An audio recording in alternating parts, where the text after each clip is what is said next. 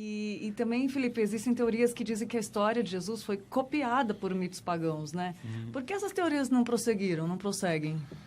Essa teoria era bem famosa no começo do século XX, porque as pessoas queriam desacreditar, né, de Jesus. A gente estava vivendo num período em que, na própria filosofia, por exemplo, Deus estava sendo colocado de lado, e na história você não via muito essa questão de... Você não podia acreditar em milagres e coisas do tipo.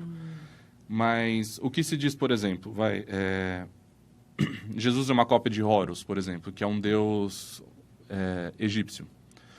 E aí vai dizer, né, que Horus nasceu no dia 25 de dezembro, que ele nasceu de uma virgem, que teve Anup e Batista e coisas do tipo. Só que até a questão do 25 de dezembro, por exemplo, nos evangelhos você não tem que Jesus nasceu no dia 25 de dezembro.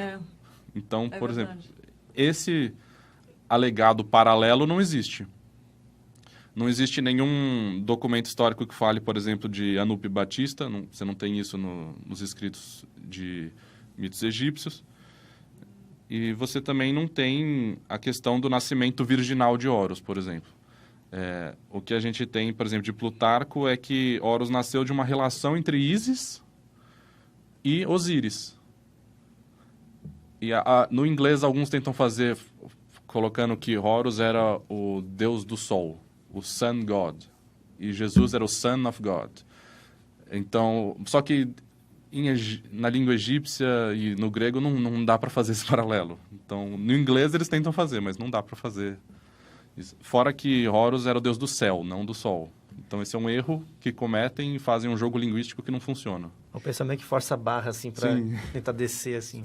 Gente, meio que dá um nó na cabeça, né? Tipo, é um assunto, se não está acostumado com tanta informação, tantos dados históricos, extra-bíblia, e dá um nó para quem não está acostumado, né? Mas é interessante a gente se inteirar para saber que realmente os fatos não batem, né? Se for analisar, não tem como. A própria história deles se contradizem, né? Então, é interessante, por isso que é bacana.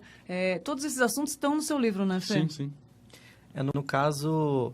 No artigo do blog, você até comenta, né, que tipo, tá muito difundido já várias das falácias que tem a respeito de Jesus ser um mito, só que as pessoas ainda insistem em dizer que não, que esse mito aqui realmente é um mito mesmo. Na sua opinião, você acha que as pessoas fazem isso mais de má fé mesmo, ou porque eles não entenderam a explicação? Qual que é a razão? Por que eles insistem tanto nesse posicionamento? Eu acho que isso seria parte da apologética ateísta, né? Só que você vê que, quando você vai estudar história, isso não bate. Você vê isso mais em coisas mais populares, não no meio acadêmico. Então, você vê, por exemplo, no filme como o Zeitgeist, que tem várias teorias da conspiração, e essa é uma. Você também vê no Código da Vinci, do Dan Brown. Então, no popular, isso se espalha. No meio acadêmico, você não tem isso. Não entendi. Não. Isso é completamente descartado no meio acadêmico. Você vai ver um ou outro, mas dentre os pesquisadores, todos, se você achar um, ok. É um. Interessante.